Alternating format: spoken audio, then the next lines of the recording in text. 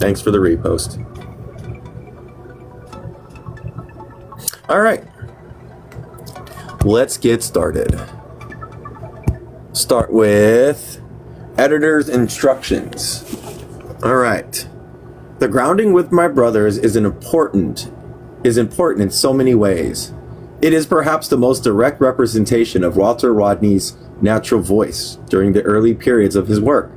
These grounding talks, which became chapters, represent Rodney's voice as a very young professor, post-PhD, engaging with Jamaica in 1968, when he was just 26 years old. Now, 50 years since its original publication by Bogle L. Overture Press, it remains vital and relevant, addressing key issues in Black consciousness, Black power, the role of the academic and intellectual, the Jamaican situation, African history, colonialism and its legacy, liberation and transnational engagement of racialized police brutality. It is a compulsory text to be used in community work, undergrad courses, high schools, and unions, and popular education. For several years, the editor have worked with Patricia Rodney and Walter Rodney's Foundation, WRF, board, as well as the advisory board members and friends to secure and consolidate a permanent publishing home for Walter Rodney's primary works. We're now able, okay, hold on. This might not be, hold on a second. All right, I'm just gonna go actually to the, let's just go with the introduction. Sorry, everybody. I thought maybe I should read that. 15. Introduction. Regrounding the intellectual activist model of Walter Rodney's, Carol Boyce Davies. So sorry, everybody. There are some classics in the Library of Black Studies that have a narrative of their own. Even those who have never read these texts. One such text of Walter Rodney's Grounding with My Brothers, which was particularly historical renaissance for several reasons. For one thing, its title, Groundings, captures the rooted exchange of knowledge between the academy and the community, without prevailing the scholarly intellectuals over the organic of community intellectuals, which was his practice. For what Walter offered was a way of making knowledge serve the liberation of our communities from the oppressive European histories and epistemologies which seek to contain this knowledge, just as the historically contained our bodies. Groundings then offers that ability to make knowledge real and allow it to serve our communities. To return to base, as it were, to re-territorialize our understanding of the world. My working copy of Grounding is an old one, bought years ago, a new Beckon books, London, and is one of the editions published by Boyle Overture publication, 1983, with a preface by the non-deceased Jessica Huntley and her partner Eric L. Huntley, who themselves epitomize the link between Caribbean scholarship and activism. But this new edition advances Groundings to another readership, another generation, and a large public, and it is therefore usable in a number of teaching contexts in Africa studies, Caribbean studies, and related fields. The Groundings with My Brother is organized into 6 chapters based on speech writing at the time when a Black Power movement was active across the world, but particularly in the United States and in the Caribbean. Chapter 1, Statement of the Jamaican Situation, addresses the conditions of African descended peoples in Jamaica.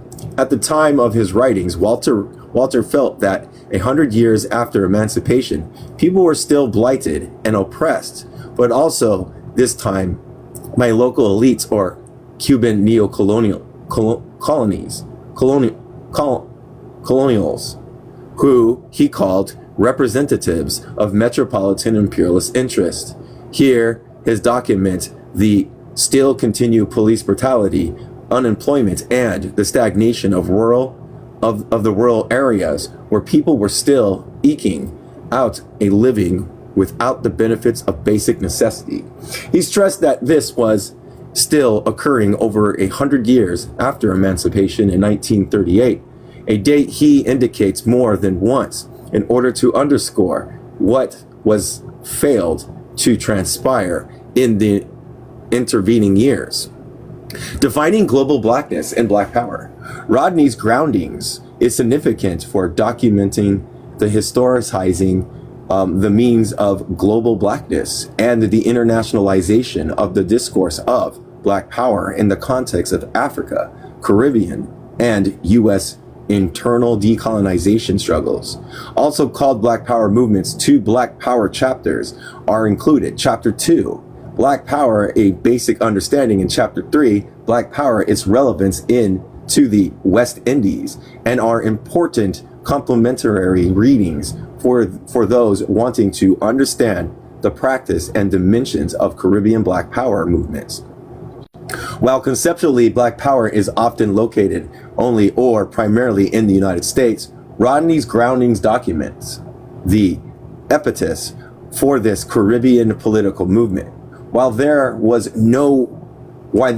not a formal practice of Jim Crow segregation and racism, there were versions in the Caribbean, which I identify in the Caribbean spaces. And there were instances of de facto segregation. A country club of St. Clair, Port of Spain, which remained whites only for years and denied entry to a visiting African American staying at the Hilton Hotel who wanted to play tennis. In one example cited by activists there like Kafira Kambon, who indicated that this was one of the generative issues of Black Power activism in the Trinidad context. In fact, residential patterns in some communities linked class to race, and even carnival bands in Trinidad maintain in this period a neutralized racial hierarchy, which according to participatory privileges to people on the color scale. Beauty queens were white or near white, quote unquote, up until 1968 when Janelle Penny, Comencing won the Miss Universe competition. Banks hired only people of certain lighter color tones. So, at the level of public practice, a European aesthetic, which accorded privilege based on a certain construct, whiteness prevailed. Rodney's Black Power is basic understanding, quote unquote, analyzes this practice of structural racism in the Caribbean, but it also indicates how this operates globally. For him, it is a conglomeration of white power, which under racism excludes certain peoples or advances other based on race. He offers then an expansive definition of blackness in order to make his point. And here's what he says. The black people of whom I speak, therefore, are non-whites. The hundreds of millions of people whose homelands are in Asia and Africa, and another few million in the Americas. A further subdivision can be made with reference to all people of African descent whose position is clearly more acute than that of the non-white groups. And that's the end of that one. Hello. I have a person in here. Who is it? I don't know you. Sorry. As a historian, Rodney was able to use his research on global black conditions to elucidate the nature of racialized relationships using examples from places as far as Australia. He offers an analysis then of what he defines as the white power network, quote unquote, which imperialist in nature subordinates a range of peoples around the world, largely through violence. In this context, he includes the history of Caribbeans who struggle in the US against this white power network, like and like Marcus Garvey, created political movements to redress this power imbalance, or like Stokely Carmichael, were central to the definition of and articulation of a challenging oppositional Black power context. Thus, Rodney's closing definition, quote, "The interests of Black people must be taken into account out of respect for their power. Power then can be used distinctively. If not, it is not allowed to express itself constructively. This is what Black power means in the particular conditions of the U.S." Thus, his particular delineation of the U.S. scenario set the tone for Black power, its relevance to the West Indies, end quote. In this chapter, he identifies the historical context of Black subordination in the Caribbean, beginning with enslavement, specifying that the, quote, West Indies have always been a part of white capitalist society, end quote. Racism was built into the slavery project and linked economically, as Caribbean scholars such as C.R.L. James and Eric Williams have indicated. This is an important line which counters uninformed claims based on the absence of visible segregation markers that racism did not exist in the Caribbean. His assertion instead, quote, the West Indies and the American South share a dubious distinction of being the breeding ground for world racism, end quote. Relevantly, in the context of current Caribbean reparations debates, he indicates that even with formal emancipation, there was European financial reparation, and a continuance via apprenticeship, which secured free labor for a number of years in order to maintain local whites in power. Quote, they therefore decided to give the planters 20 million pounds compensation, end quote. In keeping with his own definition of global Blackness, he includes the nature of I don't know if this is people from India, but I'm going to be safe, indigenous, indentured labor, I think it's people from India, in his analysis. For Rodney, Black power in the West Indies pertains primarily to people who were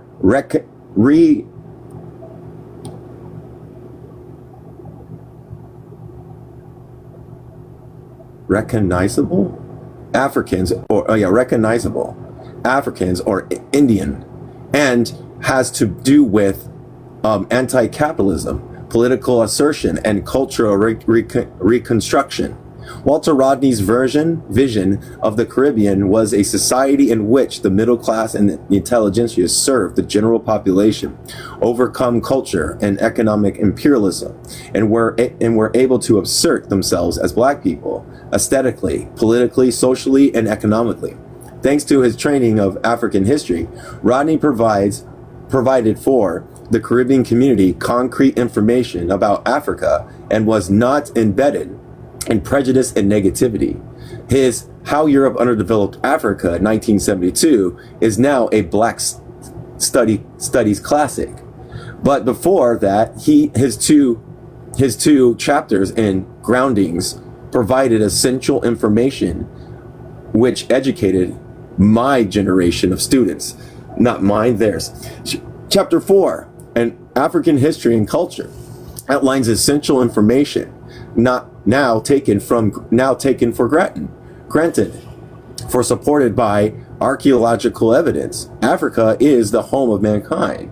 He documents Nile Valley civilization, the various African kingdoms such as Axiom and the Niger River, West African kingdoms of Mali, Senga, Ghana, and Kanum, but also Benin and Oyo, and the Central African and Southern African kingdoms as well.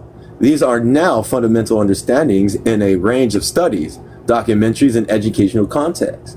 But in 1969, when Groundings was written, this would have been among the few earlier articulations of Caribbean in the Caribbean context. For Rodney, this knowledge This knowledge was essential to Black people's well-being, to give them an understanding of past achievements and in the present day need for consciousness. He discussed his discussions about how human beings became who they are as it transpires in Africa, was central to rejecting stereotypical epidermal racism and providing Black people in the Caribbean with basic information to refute larger epistemological claims which only reinforce European superiority. Clearly, this detail about the Ethiopian church and the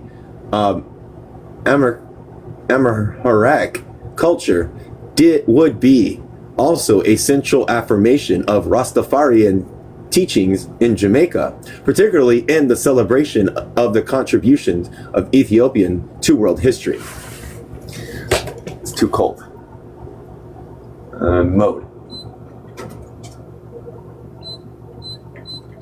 Okay, I think that's it. Regrounding Black Studies. As Walter Rodney's works pertain to Black Studies, then the Groundings With My Brothers provides useful and concise information for students who have perpetual questions about African civilization, about why enslavement came to be normalized in the history of Black people's experience. Chapter 5, African History in the Service of Black Revolution, demonstrates his intellectual/activist orientation, the application of knowledge in the service of Black peoples. Central here was his recommendation for the teaching of African history in the public schools, which is still an incomplete decolonization issue. But beyond the public schools imperative, the universities remain a cause for concern. The study of African culture and history dominate for a long time in African studies. Institutional context by European scholars. He felt tended to focus too much on kingdoms and nations and less on those outside those major states, therefore overlooking the majority of African people, though at times idealized basic African generated social practice and courtesies for the treatment of people in communities were worthy, he thought, of consideration and evaluation as to their continued usefulness in the Caribbean. Above all, he imagined that all the teachings of African history and the contemporaneous discussions of global socioeconomic relations of having a revolutionary function in the Western Hemisphere. His was not the logic of romantic return, but a global implication and application. He saw for African diasporans an advanced role, quote, applied to New World Black people. This means, in effect, that the history nearest to revolutionary action will be the history of Africans in their new African environments, end quote. The entry of Africana, they use an A at the end, studies on the institutional level was meant to address the issues of representation at the level of thinking and to at least provide the basis for challenging the overwhelming Eurocentrization of knowledge and the parallel creations of informed students. Informed students, faculty and administrators, hopefully the community. Rodney also had an advanced position here, and besides his Dar es Salaam appointment, he had institutional connections in places like Cornell University, Africana Studies and Research Center. Basically, racism's institutional superstructure of the Euro-American universities still means that those who work in Africana studies operate in a field organized to counter a massive hegemonic Eurocentric knowledge edifice. While there have been numerous gains a primary manifestation of institutional racism is a willful ignorance or avoidance which often dominates these institutions. This means that administrators and colleagues in colleges from other departments, is it colleagues? I think it's colleagues from other departments are often unabled, uninformed, unwilling to, or ill-equipped to represent the interest of these units in ways that benefit the advancement of knowledge. In the rest of the universities, there is often only one or two faculty members in major departments, often none in other fields, and the rest of the university remains untouched. Students can go through the university and acquire a degree without taking one course that challenges Eurocentric thinking. And more scandalously, colleges, I think it's colleges. Let me make sure. I'll be right back, everybody. In the African Studies department can espouse conservative anti-black positions without fear of recrimination. One of the best antagonizations, that's another word, everybody. Love these words. I learned so much from these words.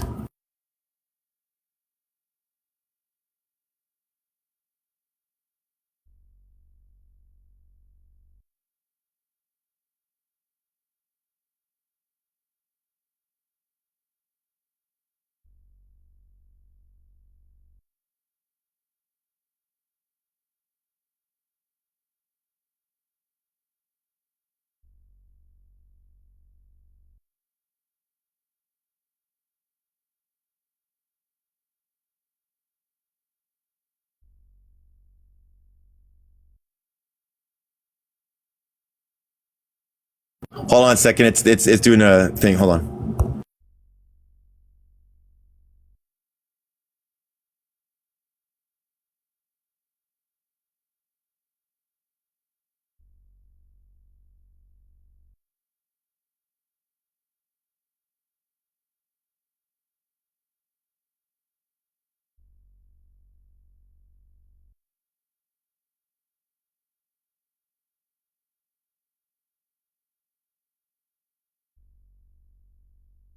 Anonymization. It's anonymization.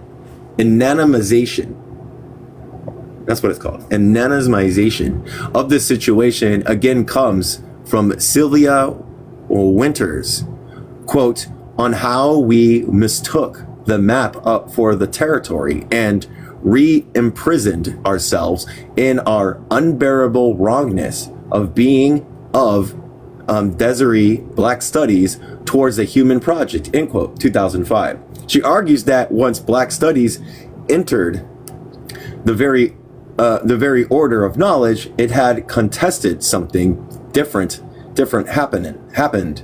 This something different was indeed an intent to operate by the standards of the existing academy to get people tenure, promoted, and acquire the prizes of the academy, such as named chairs, often with names that are highly suspect. Rodney refers, for example, to wealthy capitalists making money from exploited people in locations outside of the United States, able to fund chairs and buildings with their ill-gotten gains. And above all, many African studies departments buy into the same epistemological frameworks, i.e. the disciplines, value certain kinds of works, certain kinds of publications, and so on. Winters recalls some of those aesthetic and political movements which wanted a, quote, whole new system of ideas, end quote. Instead, we never arrive at the, quote, new territory, end quote, and remain without the connection from the, quote, map to this new place. Instead of fully arriving at the territory or place where we could claim to rewrite the script of anti-blackness, we ended up being territorialized under Eurocentric whiteness and its assumption of the control of knowledge. So the whiteness has a control and the hegemony of all these things. So as we operate today in the academy, it is important to recall Walter Rodney's cautionary assertion. And here's what he said. Black people are here in these institutions as part of the development of Black struggle, but only as a concession designed to incorporate us within the structure. Besides the institutions, he says, I am thinking also of the books, the references, the theoretical assumptions, and the entire ideological underpinning of what we have learned in every single discipline. In many ways, that's the end. In many ways, then Black studies / African studies is caught in a paradox, either by located in separate enclaves, which have eventually be incorporated or eliminated, or remain at the mercy of the institutional structure, which has not really changed. But in many views, there is another option, one provided by radical intellectuals consistently, and which Edward Said had summed up well, namely, to always provide the counter discourse in times when institutions wanted to create a certain normalization of oppression. Walter saw an even more advanced roles for the scholar activist as an academic or an intellectual who has to be able to go anywhere and to, quote, reason or, quote, ground, as a Rastafarian community describes this process of engagement with community and, quote, within his own discipline, has to attack those distortions with white imperialism, white culture imperialism, has produced in all branches of scholarship. Yes, it has. This is why it's hard to take references from bourgeoisie institutions, because all of these universities in the United States is bourgeoisie, Eurocentric, and American exceptionalist centered, grounding and engendering the decolonial. Grounding and gendering the decolonial. Black studies / African studies was created in the same time frame as various decolonization political movements, both in and outside of the academy, to correct erasures of African presence and ongoing distortion, but thereby arose the issue of incorporations and the paradox of current locations. New questions need to emerge, then that can be brought forward for subsequent deliberation. How to ensure that all students are exposed to a range of knowledges as they make their way through the institutions. How to restructure the move out of the order of knowledge in which the series of other human beings and the work they have produced, their epistemologies and the ontological systems, remain outside of the framework of importance in the larger institutional context. So, what about the groundings of my sister? End quote. In his final chapter, The Grounding with My Brothers, Walter is definite about talking to and with Black men, his brothers, quote unquote, while at times he uses the generic, quote, man for mankind in terms of the time frame when this work was produced. He was deliberately engaging Black men in the diaspora and suggesting the need for Black men to, quote, ground with each other. He is definite when he is referring to Black people in general as opposed to, quote, the Black man, end quote. And in that wording, Black people, that there exists the possibility for extension. End quote, Grounding with My Sisters, end quote, Kashi Khan Perry offers a related version which speaks to the gaps which left sisters out of being named fully in radical transformation. So there's the critique, everybody. And I think that's a book. There's a book. I'm not sure. For Perry, the fact that black women have the poorest quality of life and the worst chance of survival, according to Human Development Indexes for Latin American nations, such as Brazil, allows us to address how activists work in links to the actual conditions of black women's lives. In this essay, she is deliberate about the diasporic dimensions of black women experiences, but her work benefits from the 4 decades of black feminist scholarships produced since Walter Rodney's grounding in 1969. This is a brief reflection on the diasporic dimensions of black women's politics, especially how black women in Latin America understand their experiences, identities, and social activism in relationship to other black women throughout the Americas.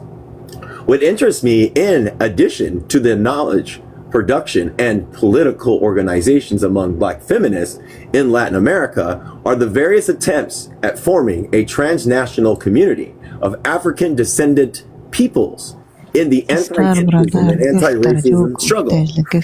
I love that. This is so good. This is so good. I'm loving this. Perry is deliberate about citing and using Rodney's groundings, quote unquote, as a framework for doing activist intellectual work that engages and reaches black communities. And she is definitely, I'm gonna make sure I'm saying that word right. This doesn't look right. Hold on.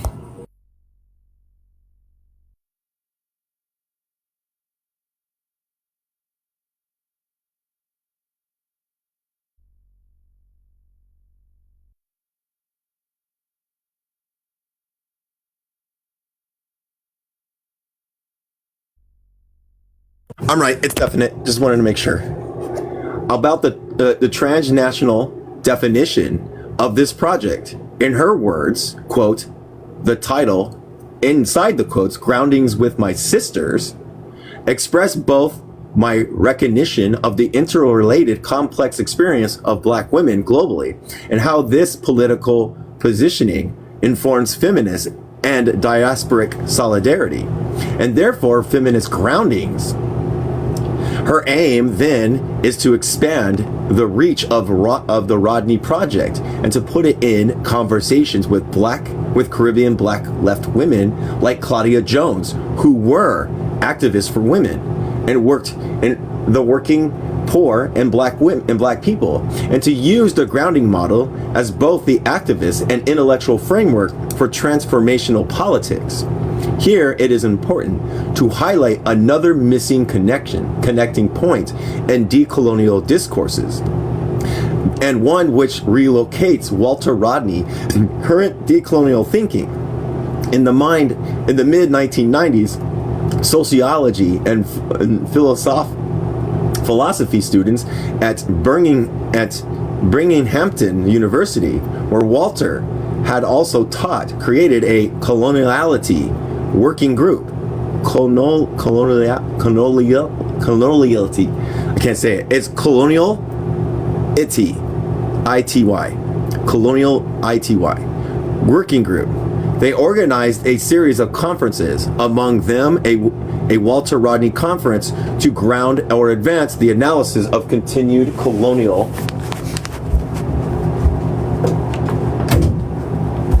hold on a second, where was I?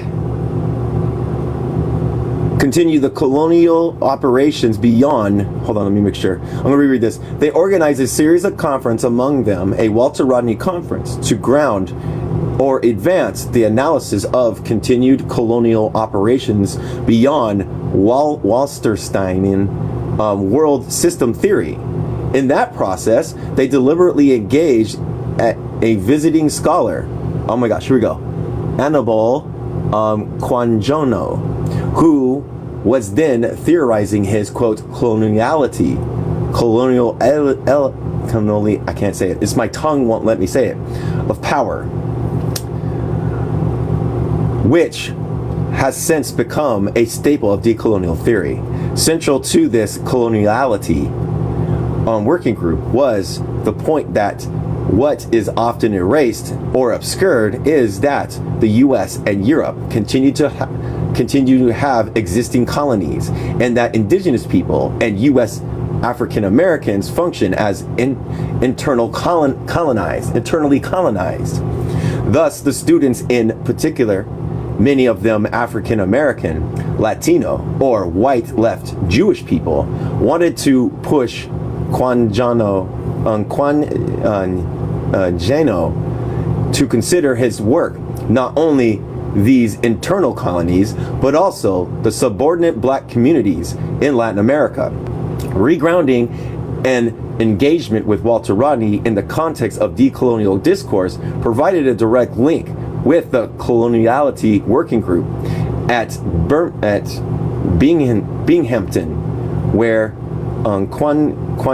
Quanjono revised and refined his initial assertion when confronted by black and Latino urban-based students who wanted to ensure that racism was fully accounted for in this coloniality of power. For significantly, Walter Rodney was central to their debates. Conclusion. In, quote, Caribbean left diasporic circulation, end quote, I defined the Caribbean left as a range of intellectual activists throughout time who engaged a politics of progressive change from the variety of intersecting political positions. An understanding of the intellectual contribution of Walter Rodney is central to the understanding of the nature of the Caribbean black radical tradition. What unites them, I argue, is the rejection of conventional oppressive conditions and a critique of forms of colonialism, capitalism, and imperialism under which the Caribbean laborer, and of the ideas and practice which support newer visions of these oppressions. What also unites them as a deferral of some progressive realization at the level of practice from which future Caribbean left activists can learn. In other words, since the Caribbean is the site of the first major black revolution against oppression, as typified by the Haitian Revolution, then there exists an unfulfilled and deferred promise, still articulated in the music or art, in the popular practice, in the literature and political thought as well. Traces of this resistance, it is my view, created a left tradition with many nodule points, one that refuses to acquiesce to domination even in the face of imperialism and neocolonial state practices. The renewing work of decolonization means that the work of Walter Rodney regains significance and is absolutely necessary reading in the body of literature, along with texts such as Fanon's Black Skins, White Mask, 1952, and Wretched of the Earth, 1961, which have regained new readership in decolonial theory. For those seeking actual activist uses of scholarships, the, quote, groundings, end quote, model provides an important technical approach and deliberate articulating of the model of engaging scholarship along with the content of the text itself, the transferal of the knowledge to myriad communities inside and outside of the academy. Given the recent return to open articulation of racism and imperialism, the need for forms of regrounding, quote unquote, remain ever present. Walter Rodney provides a still useful activist intellectual model. And that's the end of the introduction. Now we're on Grounding with My Brother, the statement of the Jamaican situation. And whatever I say, Grounding with My Brothers, or if they say us, we, it's not me. I'm white. When it's referring to the black community, to non-white people. So that does not include me. State of the Jamaican situation. Chapter 1. In 1938, exactly 100 years after the supposed emancipation of black men in Jamaica, the masses once again were driven into action to achieve some form of genuine liberation under the new conditions of oppression. The beneficiaries of that struggle were a narrow middle-class sector, whose composition was primarily brown, augmented by significant elements of white and other groups, such as Syrians, Jewish people, and Chinese. Of late, that local ruling elite has incorporated a number of black people in positions of prominence. However, irrespective of its racial and color composition, this power group is merely acting as representatives of the metropolitan imperialist interests. Historically white and racist oriented, these interests continue to stop attempts at creative social expressions on the part of black oppressed masses. It was only natural that imperialism and its local lackeys should have intensified the oppression of our black brothers. But paradoxical as it may appear, they have been forced to create as a psychological prop to their system of domination, the myth of a harmonious, multiracial national society. Quote, out of many, one people, end quote, as a national motto pretends. In this way, they are hoping that the black masses will never organize independently in their own interests. Today, the system of domination and justificatory myths are faced with serious challenges and reverses. For a new phase is beginning in the epical march forward of black humanity in Jamaica. The breaking up of the myth of harmonious multiracial society has been rapid and has assumed numerous forms. Firstly, the regime has been forced into carrying out a crude manipulation of the symbols of national black pride. Marcus Garvey and Paul Boglou were enshrined as, quote, national heroes, when the methods of achievements of these black liberators point the way even more clearly towards black resistance today. Their examples violently contradicts the hypocritical claims of the state regime to be representative in any way of the black masses. The most profound dilemma of all faced by a regime of alien class elements is that posed by the existence of a numerically powerful Rastafarian brethren who have completely and I gotta make sure I'm saying this word right. Wait, is it gonna say it for me? Hold on. Hopefully it'll say it for me. Of course not.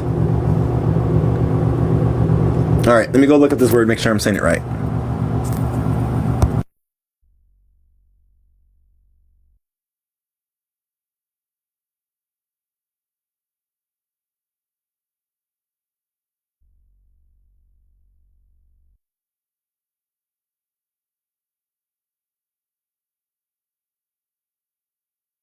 It's an inexorably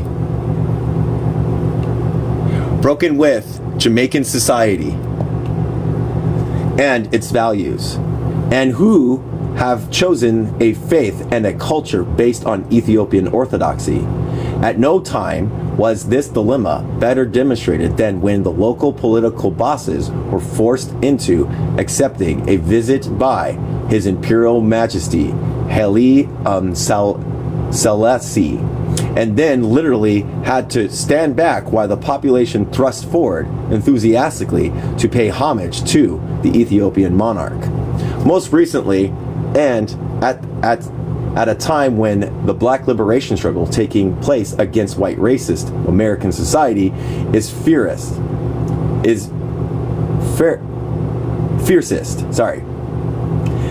These same political bandits felt significantly threatened by the power of the example of struggle to carry through the banning of Brothers Stokely Carmichael, H.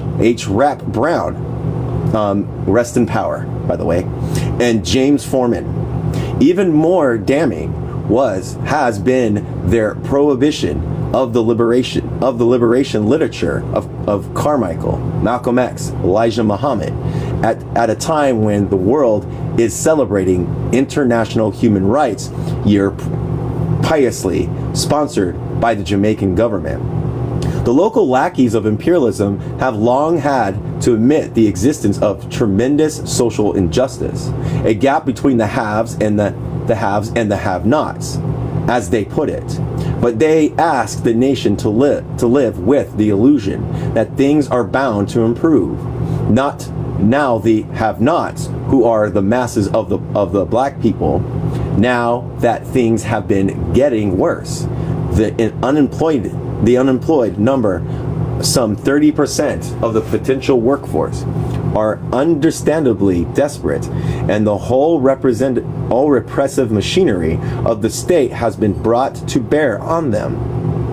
The administration of the law has become more vicious and partisan. The number of charges imposed on black people for the possession of ganja, or the other word, are astronomical, and the government has decreed that the minimum sentence of conviction must be 18 months, a charge of quote-unquote suspicion, as how been entered into the law books, and to be black and poor is to invite this charge in much the same way as the vagrancy laws operate in the period immediately after emancipation. The quality of justice dispensed by the legal system still depends on skin color. Since, quote, independence, the black police force of Jamaica have demonstrated that they can be as, quote, the S-words in their approach to black brothers as the white police of New York. For ultimately, they serve the same masters. The Prime Minister has not concealed his determination that the police should be used to maintain the present system of social oppression, and he has given them full authority to utilize whatever brutal methods they think necessary to carry out this mandate. Shortly after taking office last year, Prime Minister Shaniri told the police, quote, "I make no bones about it, gentlemen. I want all Jamaicans to get the message that the police force under this government is not reciting gratuities to anybody." He later added that the police, whenever confronted with quote-unquote criminals, should not stop to find out that what distance was between themselves and the criminal before, quote, setting them alight. In 8 months between August 1967 and April 1968, there were at least 31 people who were set alight by police guns. 16 of them died on the spot. Other incidents of police brutality are too numerous to mention. Yet one of the most significant strikes in recent times was that carried out by the Jamaican police force, demanding higher wages. That strike was not so much a part of the movement of the black working class, but a part of the breakdown of the system of oppression, for the local political lackeys have shown their incompetence in every direction.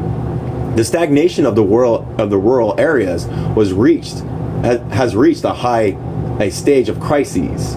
Marginal sugar estates continued to grow out of production, leaving hundreds of workers jobless, and prospects for banana industry were just as bleak.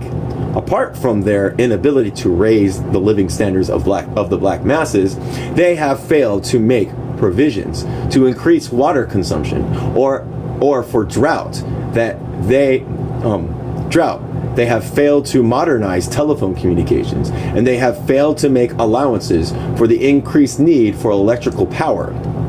Consequently, in the recent months, the ramshackle nature of neocolonial structures has been cruelly exposed, and it was the very middle class who have benefited from 1938, who recently complained about bitterly most bitterly when they suffered simultaneously from water rationing, extensive electricity power cuts, and lamping telephone service, and no police protection for their property.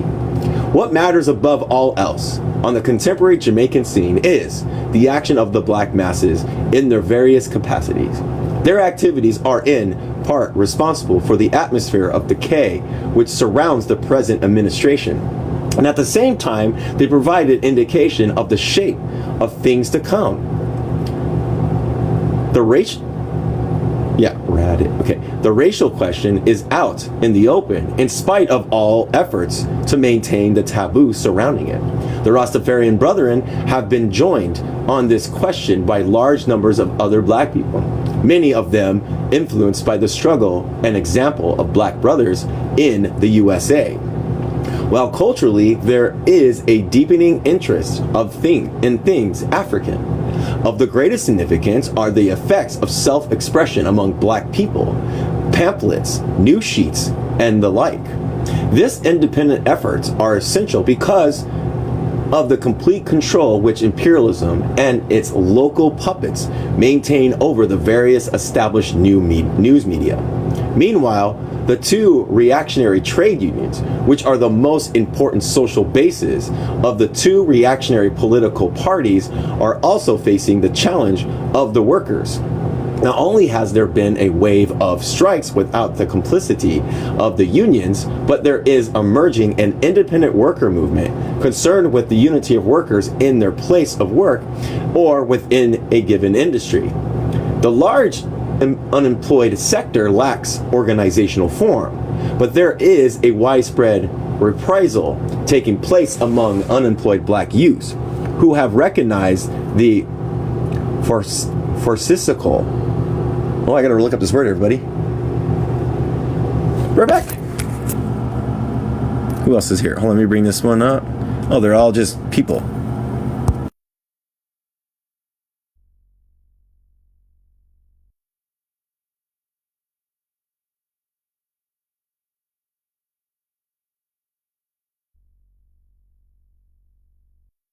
Farcical. It's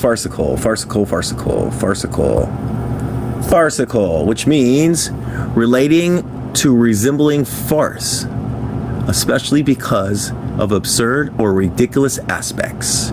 Farcical. Nature of the present two-party operations and the self-defeating roles which they themselves played so recently in 1967 when they gunned each other down on the orders of the political bandits of the two parties. Whether or not black youths have participated in violence on behalf of the oppressor, they have all suffered from police brutality, and they have seen recently the middle-class members of the gun clubs, quote-unquote, coming forward to volunteer their services in suppressing the people while the police were on strike. Throughout the country, black youths were becoming aware of the possibilities of unleashing armed struggles in their own interest. For those who have eyes to see, there is already evidence of the beginnings of the resistance to the violence of our oppressors. And that's it. That's chapter 1. Now we're on chapter 2, everybody. Chapter 2. Black power and basic understanding. A basic understanding. Black power is a doctrine about black people, for black people, preached by black people. I'm putting it to my black brothers and sisters that the color of our skin is the most fundamental thing about us. I could have chosen to talk about people of the same island, or the same religion, or the same class, but instead I have chosen skin color as essentially the most binding factor in our world. In so doing, I'm not saying that is the way things ought to be. I'm simply recognizing the real world. That is the way things are. Under different circumstances, it would have been nice to be colorblind, to choose my friends solely because of their social interests coincided with mine. But no conscious black man can allow himself such luxury in a contemporary world. Let me emphasize that the situation is not of our making. To begin with, the white world defines who is white and who is black. In the USA, if one is not white, then one is black. In Britain, if one is not white, then one is colored. Oh, person of color. My bad, everybody. Person of color. In South Africa, one can be white, person of color, or black, depending upon how white people classify you. There was a South African boxer who was white all his life, until the other whites decided that he was really a person of color. Even the fact of whether you are black or not is to be decided by white people, by white power. If a Jamaican black man tried to get a room from a landlady in London who said, quote, "No people of color," they used the other word that I accidentally used, it would not impress her if he said West Indian, quite apart from the fact that she would already have closed the doors in his black face. When a Pakistani goes to the Midlands, he is a person. He is as a person of color as a Nigerian.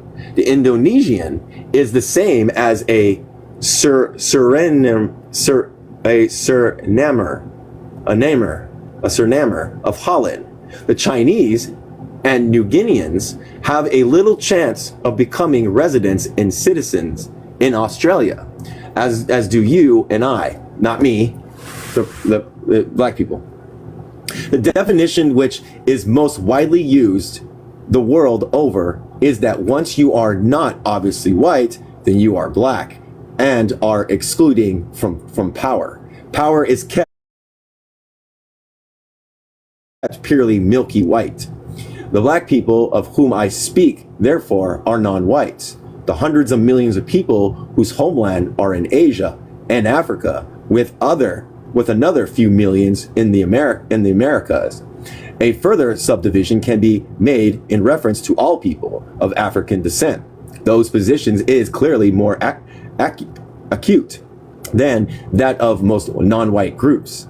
It must be noted that once a person is said to be black by the white world, then that is usually the most important thing about him. Fat or thin, intelligent or not intelligent, criminal or sportsman, these things pale into insignificance. Actually, I have found out that a lot of whites literally cannot tell one black person from another.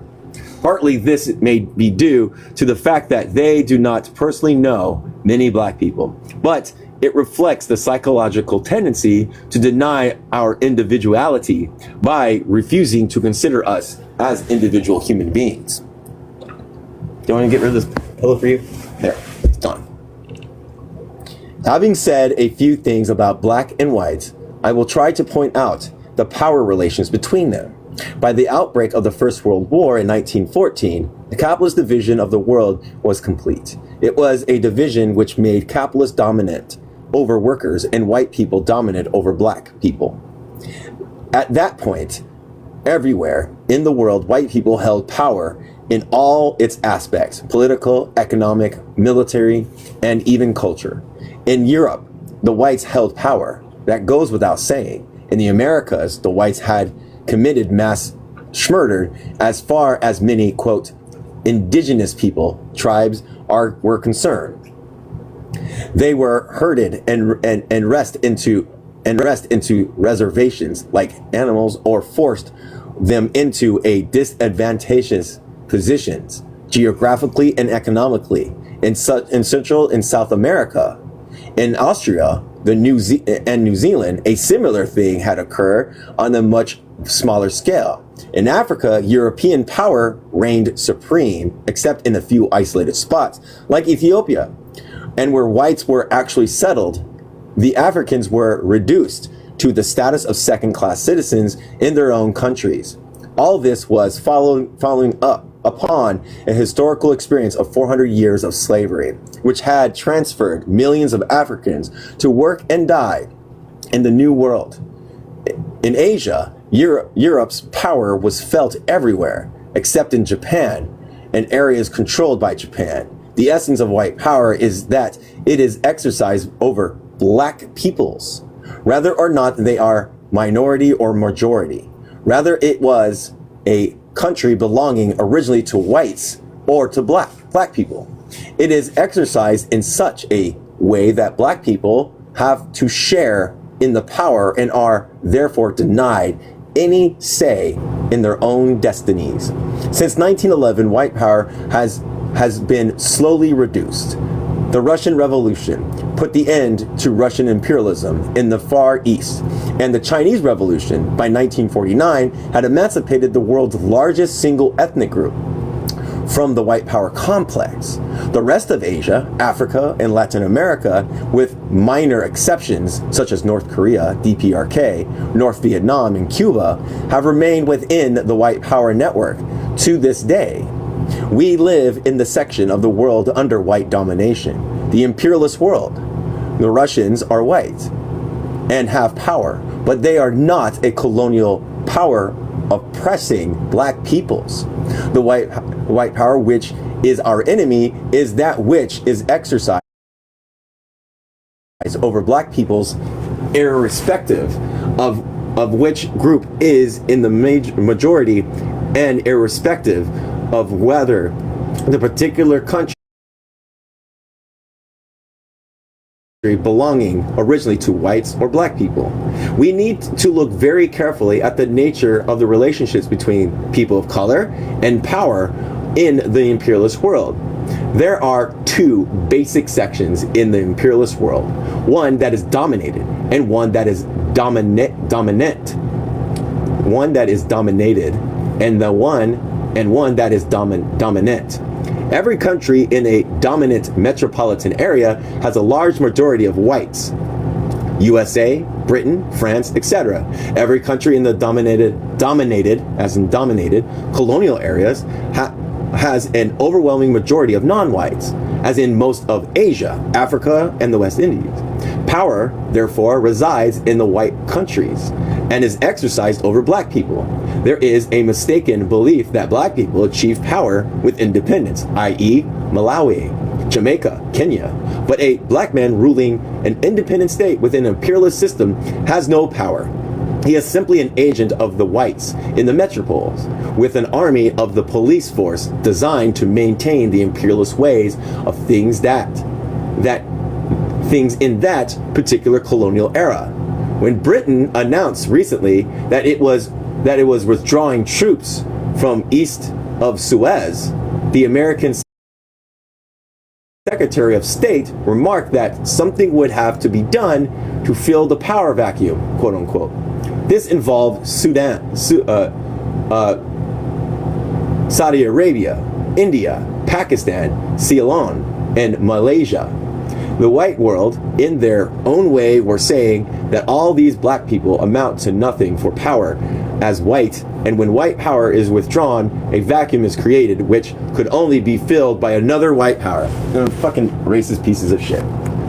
We're so racist, so colonials. What's up, Noah? By being made, I'm gonna look back. All right, no one else is up. Is there anybody in the thing? No one's in the thing. By being made into colonies, black people lost the power which we previously had of governing our own affairs.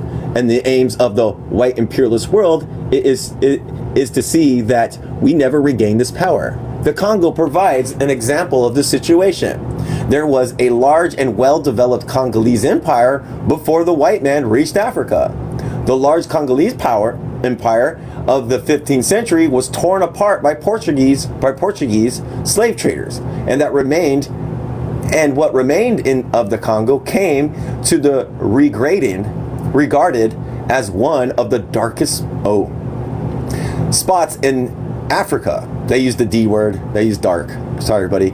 After regaining political independence, the Congolese people settled down to their lives. But white power intervened, set up the Black Stooge. It's Tshombe. I don't know how to say Sambi, maybe, and the smurdered both Lumumba and the aspirations of the Congolese people. Since then, paid white mercenaries have harassed the Congo. Late last year, 130 of these hired white killers were chased out of the Congo and concerned in the neighboring African states of Burundi, Burundi. The white world intervened, and they have all been set free. These are men who for months were murdering, raping, pillaging, disrupting economic production, and making a mockery of black life and black society. Yet, white power said not a hair of their heads was to be touched. They did not even have to stand trial or reveal their names. Conscious black people cannot possibly fail to realize that in our own homelands we have no power. Abroad we are discriminated against, and everywhere the black masses suffer from poverty. You can put together in your own mind a picture of the whole world with the white imperialist beast crouching over miserable black people. And don't forget to label us poor. This is nothing with which poverty coincides so absolutely as the black person. Small or large populations, hot or cold climates, rich or poor in natural resources, poverty cuts across all of these factors in order to find black people. That association of wealth with whites and poverty with black people is not accidental. It is the nature of imperialist relationships that enriches the metropoles at the expense of the colony, i.e. it makes the whites richer and black people poorer. The Spaniards went to Central and South America and robbed thousands of tons of silver and gold from the indigenous people. The whole of Europe developed on the basis of the wealth while millions of indigenous lives were lost in the societies and cultures of Central and South America, were seriously dislocated. Europeans used their guns in Asia to force Asian people to trade at huge profits to Europe. And in India, the British grew fat while at the same time destroying Indian irrigation. Africa and Africans suffered from the greatest crimes at the hands of Europeans through the slave trade and slavery in the West Indies and in the Americas. In all these centuries of the exploitation, Europeans have climbed higher on our backs and pushed us down into the dirt. Again, not me, black people. White power has therefore used black people to make whites stronger and richer, and to make black people relatively and sometimes absolutely weaker or poorer, because black people, because of the oppression of black people, really develops white person. It's that same thing. The peripheries, the black nation, African nations and other nations develops the white world. Black power, quote unquote, as a movement has been most clearly defined in the USA. Slavery in the U.S. helped create the capital for the development of U.S. as a foremost capitalist power, and black people have subsequently been the most exploited sector of labor. Many black people live in that supposedly great society at a level of existence comparable to black people in the poorest sections of the colonial world. Black people in the U.S. have no power. They have achieved predominance in a number of ways. They can sing, they can run, they can box, play baseball, etc. But they have no power.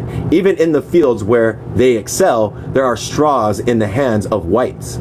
The entertainment world, the recording manufacturing business, sports as a commercial enterprise are all controlled by whites.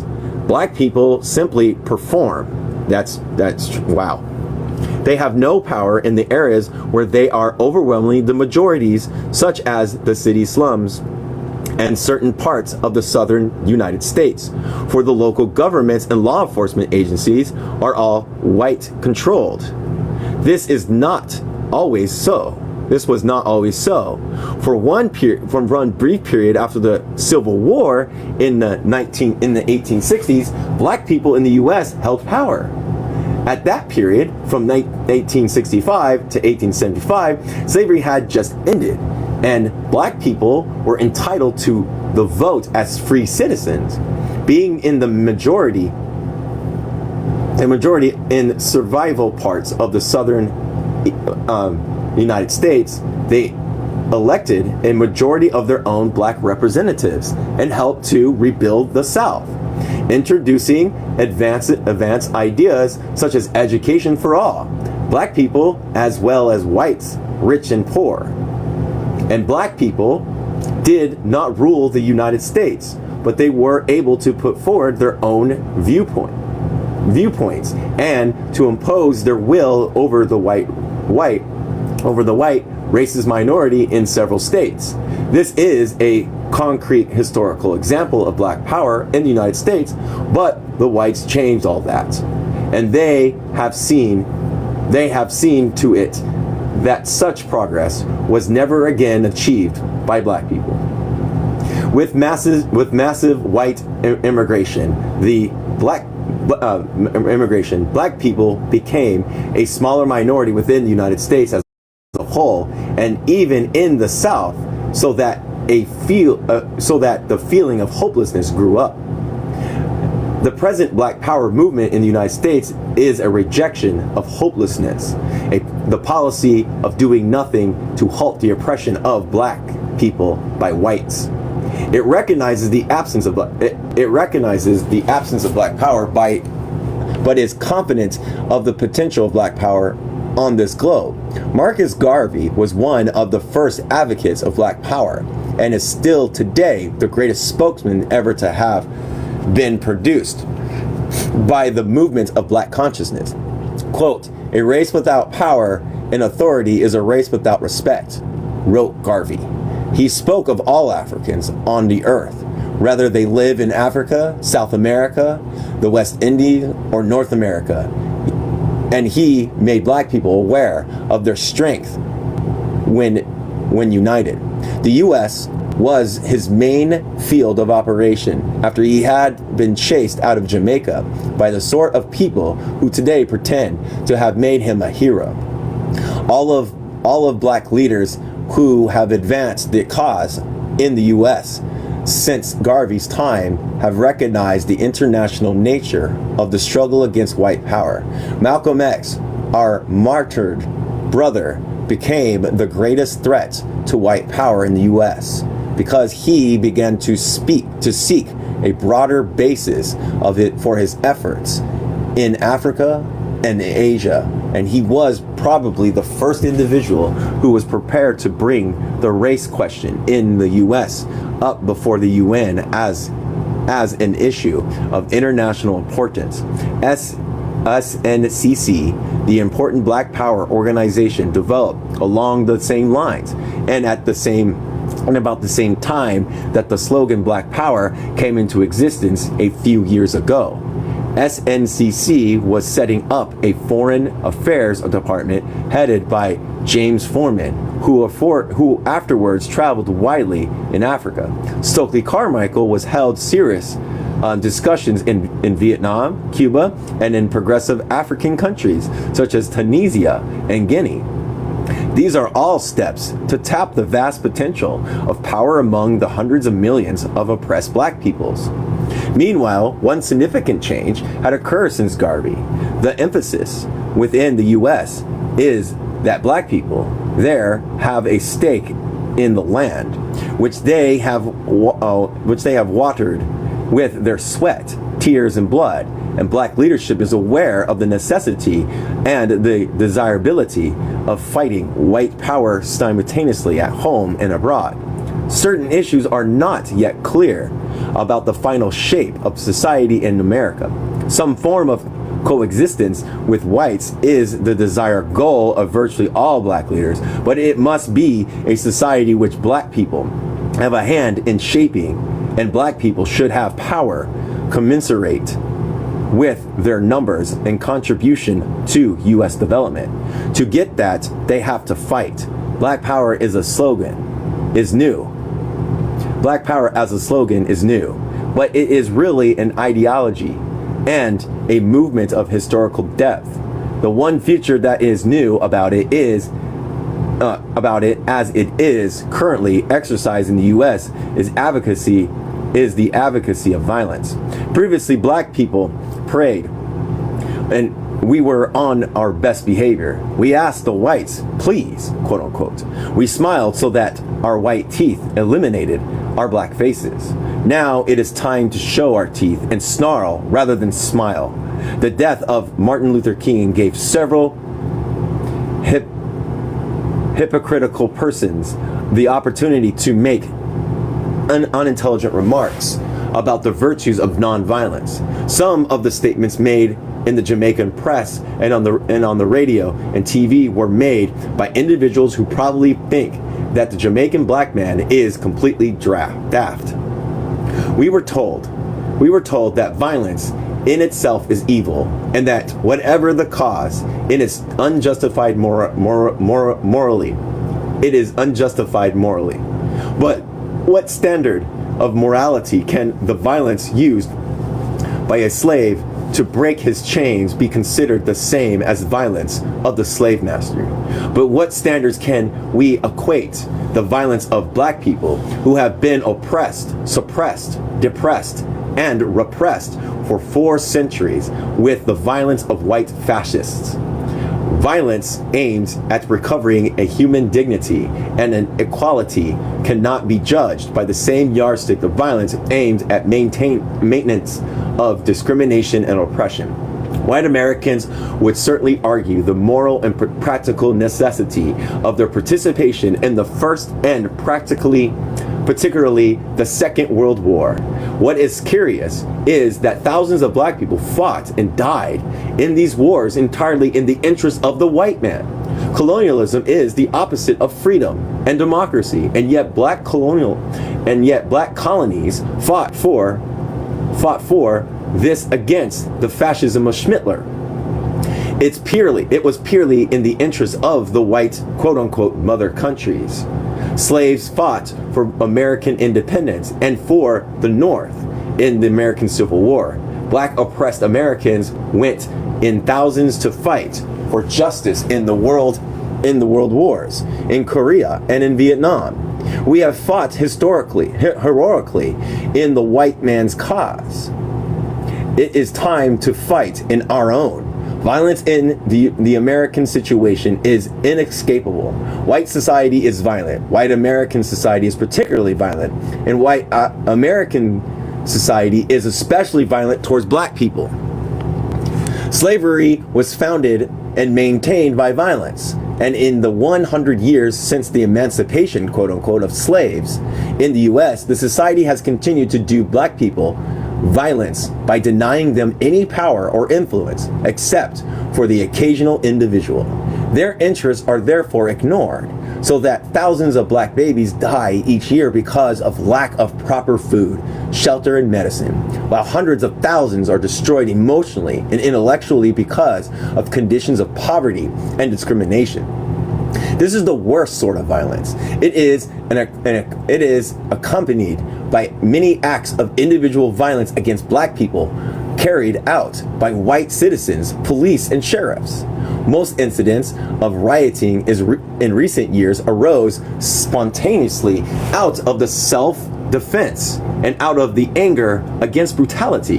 When black Americans react to meet force with force, this should surprise nobody, because even the most harmless animal will finally turn in desperation against its hunters. It is useful to know that this is the conclusion arrived at at not only by Black Power leaders, but also by the official committees of the U.S. Senate, which it was appointed to investigate the racial situation.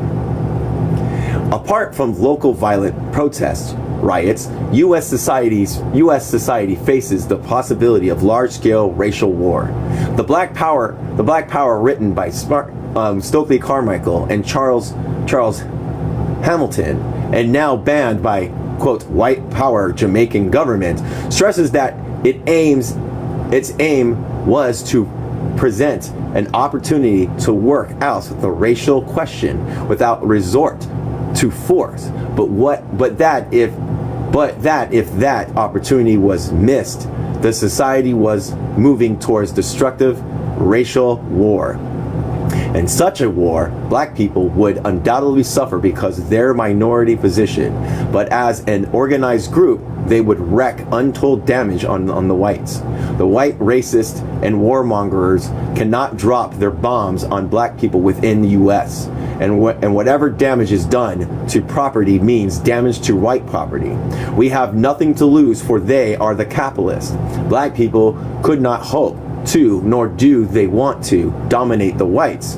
But large sections of the Black youth realize that they cannot shrink from fighting or to demonstrate the hard ways that a 10% minority of 22 million cannot be treated as though they did not exist. Already the limited violence of the past few years has caused more notice to be taken in the legitimate social, economic, political, and cultural demands of Black people than has been the case for previous 100 years. The goal is still a long way off, for it is not only a crisis in a crisis that Black people must be considered when decisions are taken in the normal day-to-day life of the U.S. The interests of Black people must be taken into account out of respect of their power. Power that can be used destructively if it is not allowed to express itself constructively. This is what Black Power means in a particular conditions of the U.S. And oh my God, we got 10 minutes. I think I might stop here, chapter 3. I'm gonna stop here at chapter 3. Even though we have 10 minutes. I think it's a good stopping point. Oh my gosh, you won't let me do that? Why won't you let me do that? Well, let me at least do a fucking thing? Will you let me at least? I won't even let me do a bookmark. No good. No good bookmark. Okay. We're going to have to remember we're on chapter 3. I'm going to write this down, everybody. I'm going to write this down. I'm going to put it somewhere I can find it. Chapter 3, page 38. That's where we stopped. Chapter 3, page 38.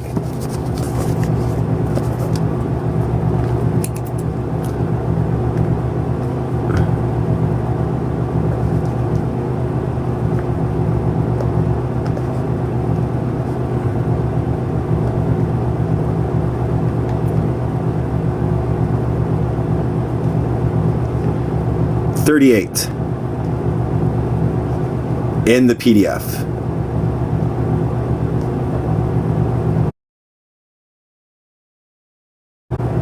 Yeah, that was great. Anybody want to come up? Yeah, 38. I have to put this somewhere where I can find it. Maybe we'll put it right here. All right, 38. Yeah, that was a great read. It's really putting the importance on like the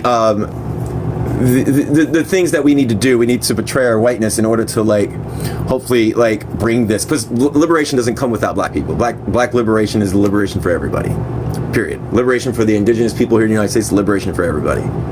You know? And those people that want to fight against it, they deserve the wall.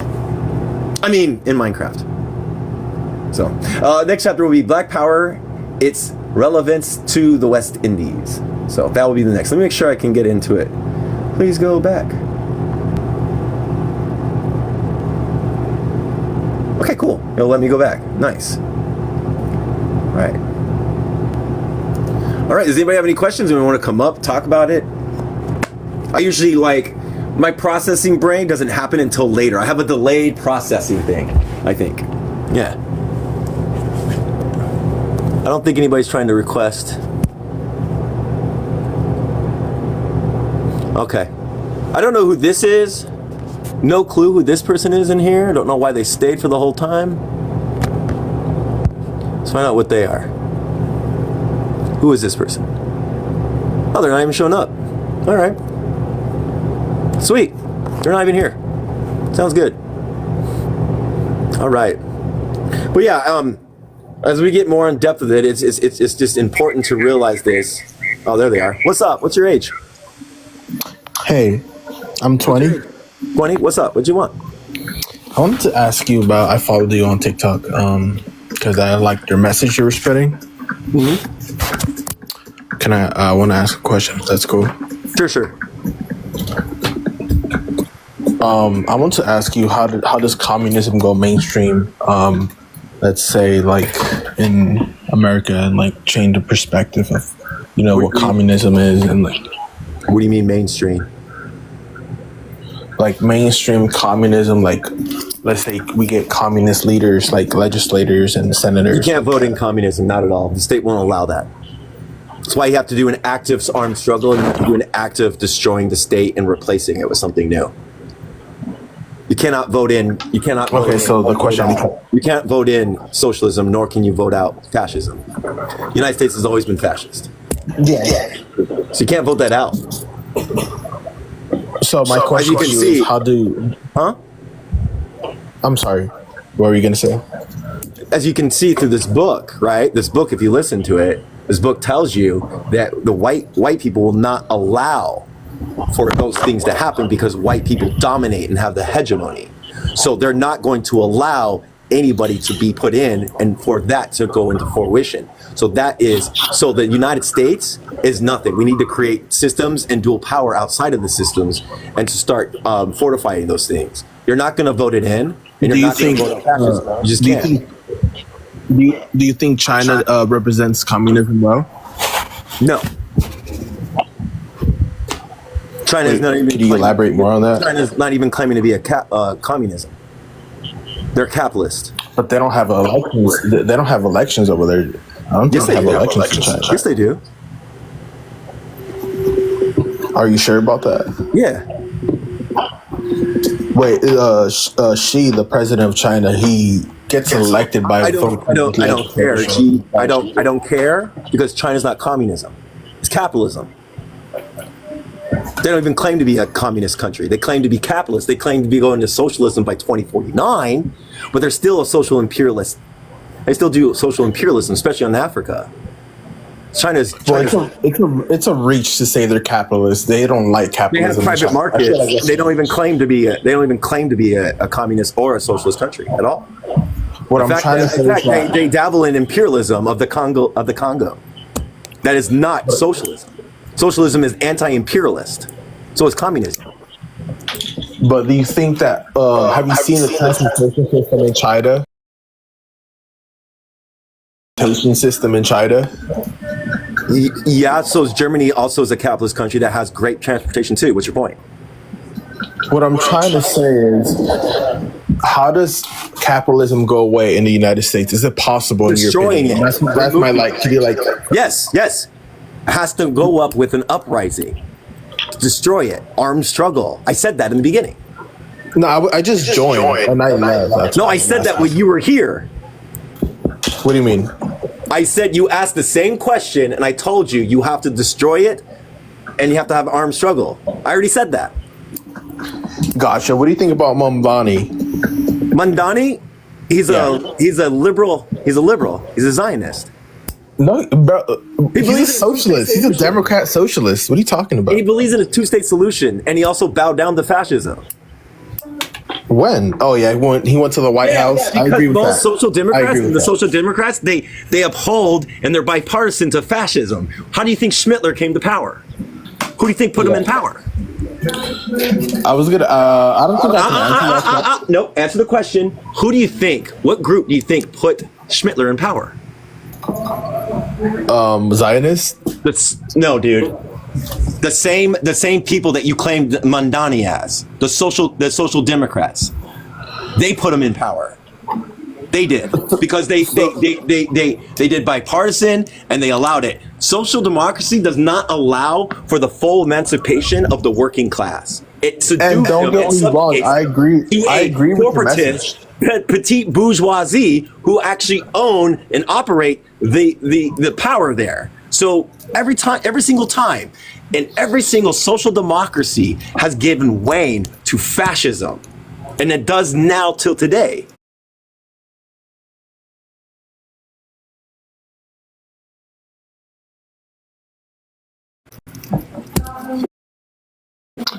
Gotcha. And I agree with your message. I really do agree with your message. It's just like some things I disagree with, but that's okay. So What do you disagree with? I'll probably say he kind of don't like Mamdani. You called him can you say He fascist? believes in a two-state solution of Palestine. Palestinians don't want a two-state solution. They want their land back. That's a political thing he did. And I don't give a shit if you're about it and you're principled. You stick to your principles. He's trying to wear. He's already not understand. No, dude. I'm sorry.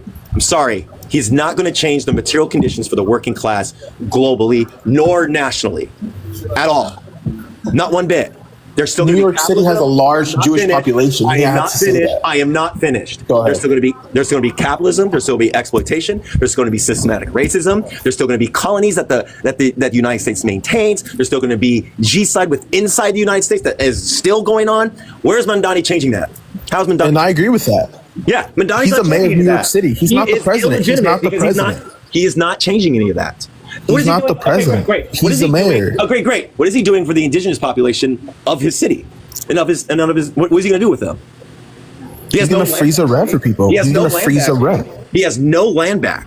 None. Zero. He's going to freeze the rent and free transportation. He's also maintained one of the police commissioners who's a Zionist. Tisha, yeah, I know Tisha. U.S. police officers go and train with the IDF. I agree with that. Yes, I agree with that. And I disagree. How is Mandani going to dismantle that? It was a political calculation. How is he going to dismantle these things that do police brutality on people that are non-white? What's he going to do to change it? He stood on business when he went to the Oval Office with Trump. He did not stand on business because he hasn't. When he met Donald Trump, he stood on business. Bro, he's all words. He hasn't stand on shit. He's words. Standing on business is actually implementing and doing actions and practicality. He has done none of that. So what do you think about freezing the rent and free transportation? Do you think those are just words? But it doesn't get rid of the capitalist relations, nor does it get rid of imperialism.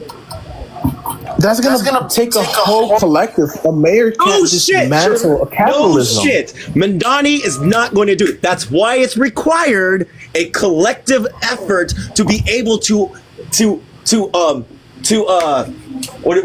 word I can? To basically directly impact and destroy the system that is creating these conditions. Mandani's not doing any of that.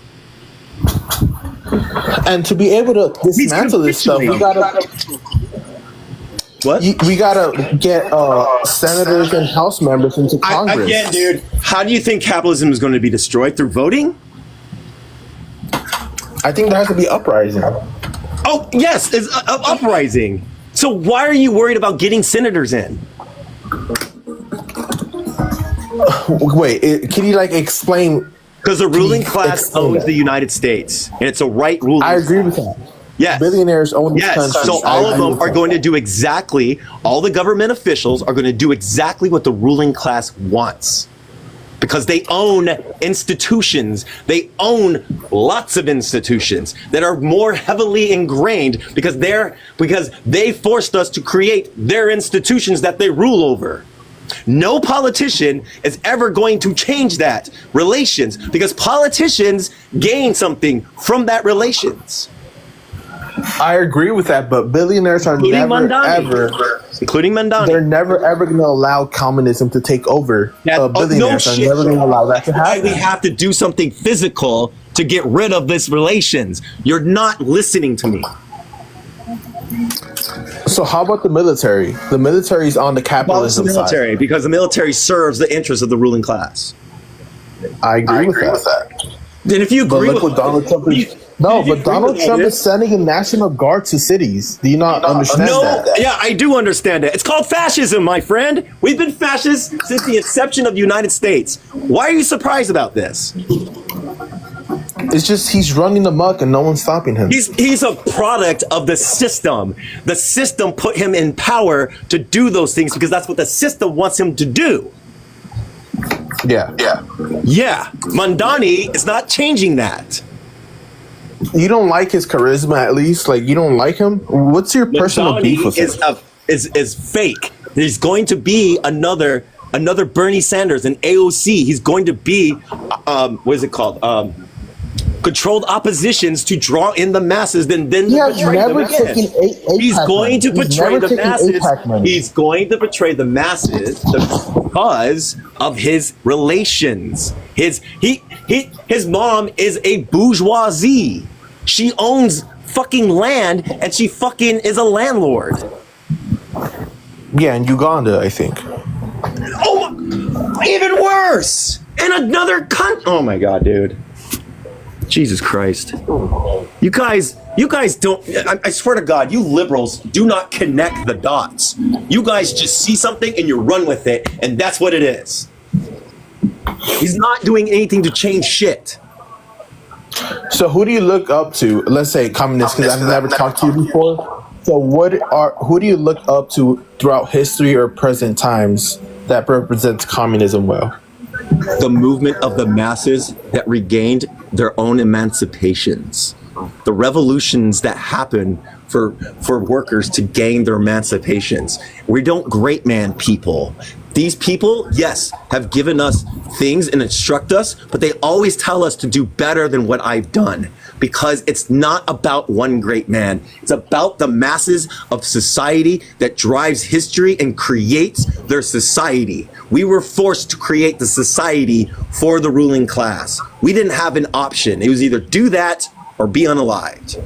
So the full emancipation of us to create our things without a ruling class to oversee us is something that I like more than anything. The masses are the winners. They are the ones that we should be looking at. The working class. Please stop interrupting the host. Go ahead.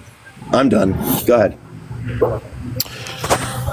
So I was gonna say my last thing before I head out. I know I'm talking a lot, but what are your thoughts on the country of Cuba? It's all right. It's good. They have internal contradictions that they have to fix, but it's good. It's much better than the United States. They've actually produced way more things in medical technology than the United States is. In fact, their doctors are probably one of their biggest commodities because Cuban doctors are so needed because they're more trained and highly more intelligent than American doctors. They fly them out to lung cancer vaccine. They have all those things, but they still have internal contradictions of liberalizing their economies, their tourist economy. Yeah, and I agree that Cuba has stood up to the United States. No, kind of. They have been subdued and subjected and oppressed by the United States. You know how many times they try to off Fidel Castro? Since Batista's exiting.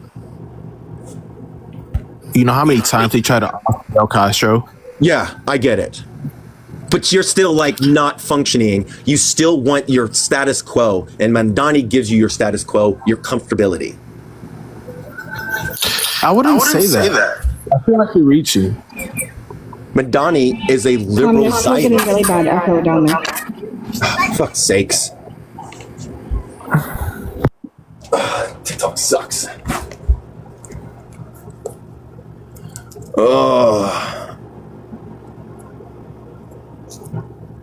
Can you hear me? Can you hear me? Can you hear me? Yeah, that's better. Thank you. Oh, you left. They left. Good riddance. All right. Well, since they left, I'm gonna go ahead and close out. That was annoying as fuck. Yeah, I don't know why people have their heads so far stuck up Mom Donnie's butt that they don't realize he's just a product of the system as well. Yeah, that's for sure. But I'm gonna close out. Okay. Do you have anything to say before I close out? Great reading. Well, thank you. I appreciate that. All